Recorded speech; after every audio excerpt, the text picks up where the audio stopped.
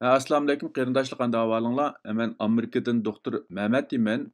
Yaqinda shu unumlik vaksinaninki dunyoga kelganlik xabari o'tirg'a chiqqandan keyin ba'zi qarindoshlar menga ayrim uchur yo'llab vaksina to'g'risida ba'zi savollarni so'rgan edi.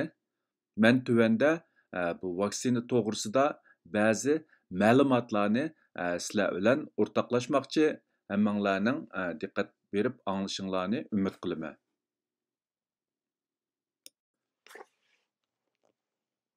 Bu vaksinalarninki klinikalik 3-chi bosqichliq sinoqning natijasiga asoslangan vaqtida mayli Pfizerning vaksinasi bo'lsin va yoki Modernaninki vaksinasi bo'lsin, har ikkilisininki unimining 95% atrofida bo'ladiganligi doklad qilinmoqda. Endi xabarlarga asoslangan vaqtida Pfizer şirketi allaburun buni Amerikaninki shu dora tasdiqlash idorasiga rasmiy tasdiqlab bozor kirgizish uchun iltimos sungan. Mutaxassislarning deyishicha, balkim 12 ayning 13 kunisidan boshlab bu Pfizerninki vaksinasi Amerikada rasmiy urilishga boshlaydi ekan. Başlandı ekan. Modernaning vaksinasi bo'lsa 12 ayning 4 kunisi bu tasdiq qilinishga sunadigan bo'lib, balkim Pfizerning vaksinasidan bir hafta keyin, ya'ni shu Rojdestvo bayramidan burun urilishga boshlaydiganligi ma'lum.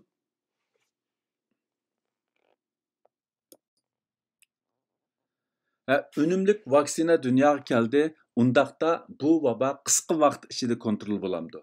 Bu ko'pincha qarindoshlarning eng ko'ngil bo'ladigan masalasi bo'lib, afsus bu unumlik vaksina, ya'ni ikki unumlik vaksina dunyoga kelgan bo'lsa-mu, mutaxassislarning qarashicha bu vaba qisqa vaqt ichida yo'qolmaydiganligi, ya'ni bizning hayotimizniki qisqa vaqt ichida normalga qaytmaydiganligi tasavvur qilinmoqda. Buning sababi nima degan vaqtida men tuvanda bu vaksinaninki qanday xizmat qiladiganligi, ya'ni uning xizmat mexanizmi va nima sababdan bu vaba qisqa vaqt ichida tugamaydiganligi to'g'risida o'zimniki ba'zi ko'z qarashlarni sizlar bilan o'rtoqlashib o'tmoqchi. Bu vaksinaninki xizmat mexanizmi bilan tanishishdan burun oldi bilan virus badanga kirgandan keyin bizda qandaq kasal paydo qildi degan bu jarayon bilan ozroq tanishib o'tmoqchi. Ma'lum bir kunisi biz virus bilan yuqumlandik. Virus bilan yuqumlangandan keyin bu virus badanimiz ichimizga kirib shu nishon qilingan hujayraning ichiga kirib u yerda ko'paydi.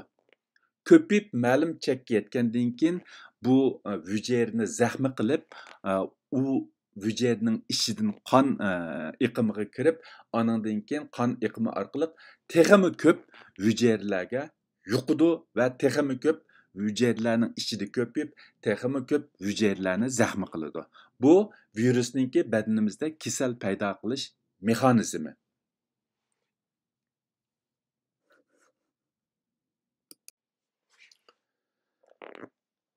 Undaqda bu vaksina emlengandan keyin odam badanida qandaq o'zgarish bo'ldi degan vaqtida odam badani vaksinani qabul qilgandan keyin uning immunit kuchi, badanning immunit kuchi darhol uningga inkas qaytarib, badanda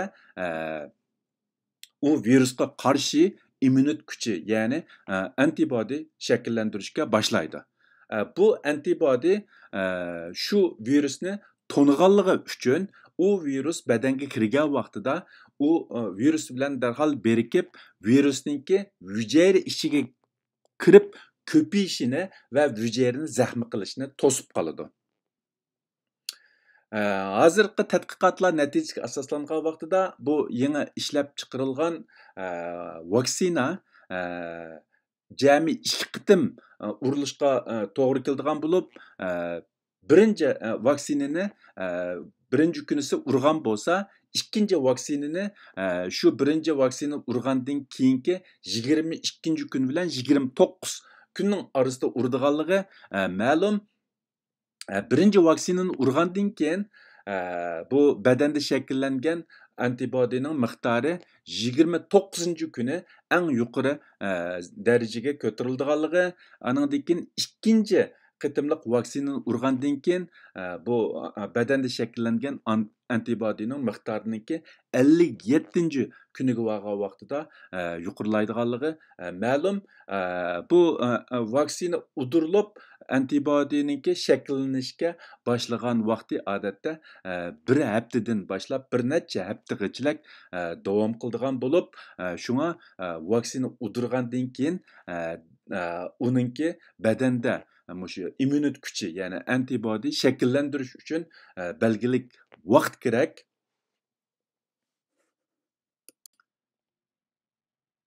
Men yuqorida so'zlab o'tgandagidek, vaksina emlangandan keyin belgilik vaqtdan keyin, ya'ni odatda bir haftadan boshlab badanda bu virusga qarshi antibodi ishlab chiqarishga boshlaydi.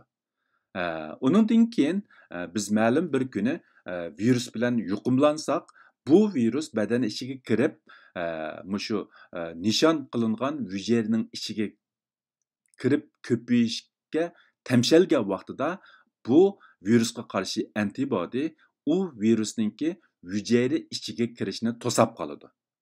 Shuning bilan bu virus hujayra ichiga kirolmaydi, hujayra ichida ko'payolmaydi va hujayraning zaxmisini keltirib chiqarolmaydi. Bundaq chiqqan vaqtida vaksinaninki xizmati bizninki virus bilan yuqumlanishning oldini olish emas, balki yuqumlangan virus hujayra ichiga kirib, hujayra ichida ko'payib, hujayrani zaxmi qilishdan to'sab qoladi va bizninki kasal bo'lishimizning oldini oladi.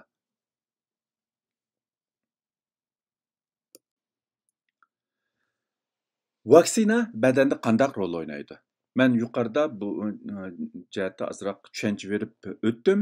Endi buni yig'inchoqlab aytgan vaqtida vaksina birinchisi badanda virusga qarshi antibodi paydo qiladi. Ikkinchisi, bu paydo bo'lgan antibodi virusning hujayra ichiga kirishini to'sib qoladi. Shuning bilan uchinchisi, virus hujayra ichiga kirolmagani uchun virus ko'payolmaydi va hujayrani zaxmi qilolmaydi. To'rtinchisi, shu sababdan virus bilan yuqumlangan kishida kasal alomatlari paydo bo'lmaydi yoki kasal alomatlari nihoyat yengil bo'ladi. Savol: vaksina qandaq odamlarga urildi? Vaksina allaburun yuqumlanganlarga foyda qilamdi? Vaksina hammamiz bilgandekidek kasal davolaydigan dori bo'lmasdan, u kasallikning oldini oladigan bir usul. Bundaq chiqqan vaqtida men yuqorida deb o'tgandekidek, odam vaksina udurgandan keyin belgilik vaqt ichida, ya'ni bir hafta yoki bir necha hafta ichida badanda shu virusga qarshi antibodi ishlab chiqardi. Andan keyin u antibodi u virusning badan ichiga deki hujayra ichiga kirib, u yerda ko'payishi va u hujayrani zaxmi qilishni to'sab qoladi. Bundaq chiqqan vaqtida vaksina saq odamga udurdi, u kasal davolamaydi, u kasallikning oldini oladi. Bu rasmda ko'rganimizdekidek vaksina udurgandan keyin insonlarninki shu immun sistemasi u vaksinaga reaksiya qaytarib, u vaksinaga bu vaksina bilan o'xshash bir xarakterdagi virusga qarshi antibodi shakllantirdi. Bu antibodining shakllanishi uchun bir haftadan bir necha hafta vaqt ketadigan bo'lib, u shakllangan antibodi badanda bir necha oydan bir necha yil qolishi mumkin.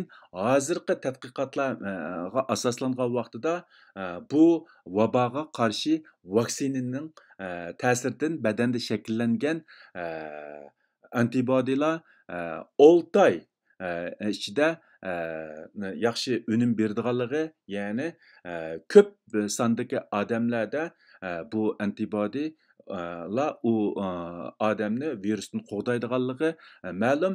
Albatta, bir qism odamlarninki 3-4 oydan keyin, ya'ni bo'libmi bak burun mushu virus bilan yuqumlangan odamlarninki 3-4 oydan keyin, ba'zilari 6 oydan keyin qaytadan yuqumlanganligi ma'lum. Shu sababdan mutaxassislar balkim bu vaksina bilan badanda shakllangan antibodimi balkim shu 6 oylar davom qilsa degan, davom qilishi mumkin degan farazlarni o'tirib qo'yishmoqda. Lekin yana ba'zi mutaxassislar balkim bu vaksina bilan shakllangan, vaksina sababidan shakllangan antibodi balkim 1 yil davom qilishi mumkin deb qaramoqda. Bularning hammasini faqatla vaqt isbotlaydi. Hozir bilganimiz balkim bu mayli vaksina udirish orqali shakllangan antibodi bo'lsin yoki bu virus bilan yuqumlangandan keyin shakllangan antibodi bo'lsin, kam deganda 6 oy ichida bizni bu virusdan qo'g'daydiganligi ma'lum.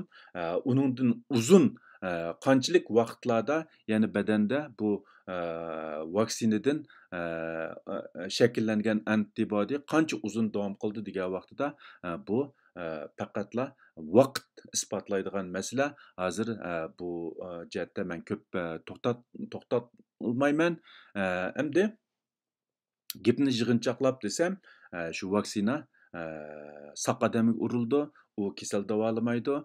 Uninki bu virusdan saqlash uchun oldi bilan bir yoki bir necha hafta jarayon kerak.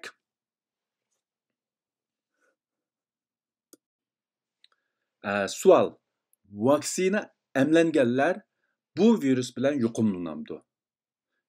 Men dastlabdimi deb o'tdim, vaksina bizninki virus bilan yuqumlanishini to'sab qolmaydi. Virusning badanga kirishini to'sab qoladigan narsa maska va yoki bizninki diqqat qilishimizga tegishli ishlar. Endi bu vaksina bizninki bu virus bilan uchrashgan vaqtimizda virusning badanimizga kirishini to'sab qolmaydi. Vaksina paydo qilgan antibodi faqatla badanimizga kirgan virusninki hujayra ichiga kirib ko'payishni to'sab qoladi. Shunglashqa bundaqcha aytgan vaqtida vaksina emlanganlardimi yuqumlanish bo'lishi mumkin, lekin bu yuqumlanish u odamda alayda kasal alomatlari paydo qilmaydi yoki paydo bo'lgan kasal alomatlari alayda yengil bo'ladi. Bundaqcha aytgan vaqtida vaksinaning roli bu yuqumlanuvchilarni yuqumlanishni to'sab qilish emas, balki yuqumlangandan keyin ig'ir kasalga taraqqiy qilishdan to'sab qilish. Vaksina emlanganlar agar yuqumlansa boshqalarga virus yuqtiramdi? Bu savolning javobi hozircha aniq emas. Ammo yuqori deb o'tgandagidek, vaksina emlanganda vaksinaninki roli virusni badanga kirishdan to'sab qilish bo'lmasdan, balki vaksina sababidan badanda paydo bo'lgan antibodi u virusninki hujayra ichiga kirib ko'payishni to'sab qolganligi uchun vaksina emlanganlarmi yuqorida men deb o'tgandagidek virus bilan yuqumlanishi mumkin. Endi bu kishilar boshqalarga virus yuqtiramdi degan vaqtida ba'zilar balkim bu virus vaksina paydo qilgan antibodi sababidan hujayra ichiga kirib ko'payish fursati bo'lmaganligi uchun badandagi virusning miqdori nihoyatda oz bo'lishi mumkin. Shu sababdan ularning boshqalarga yuqtirish fursati tuvan bo'lishi mumkin deb qaramoqda. Lekin shundaqdimi bu savolga nisbatan hozircha aniq javob yo'q. Bu savolga balkim kelgusida biz vaksina keng ko'lamlik udirilgandan keyin, emlangandan keyin, anandan keyin uningga aniq javob topa olishimiz mumkin. Hozircha buning javobi texi aniq emas. Bugungi bu vaksina to'g'risidagi qisqa leksiyarimni mishada oxirlashtirmoqchi. Hammanglarning ko'ngil qo'yib anglag'aninglarga ko'pdan ko'p rahmat. Vaksina chiqdi, biroq u bizningki hayotimizni darhol qisqa vaqt ichida normalga qaytarishi biroz qiyin. Uningga bir jarayon ketadi. Hozir ko'pincha mutaxassislar balkim 1 yil vaqt ketishi mumkin deb qaramoqda. Undan boshqa men yuqorida deb o'tgandagidek bu vaksina bizningki virus bilan yuqumlanishimizningki oldini olmaydi. Faqat biz virus bilan yuqumlangandan keyin uningdan kasalga taraqqiy qilishning oldini oldi. Shunglashqa yanala tadbirlik bo'lishimiz shu xili uzun bir mezgilg'ichilak bu vaboga qarshi unumli tadbirlarni ilib o'zimizni yaxshi qo'g'dishimiz menimcha bek muhim. Hammanglarningki diqqat berganinglarga ko'pdan ko'p rahmat. Xayr xo'sh, Xudoga omonat. Kelaqtim ko'rishaylik.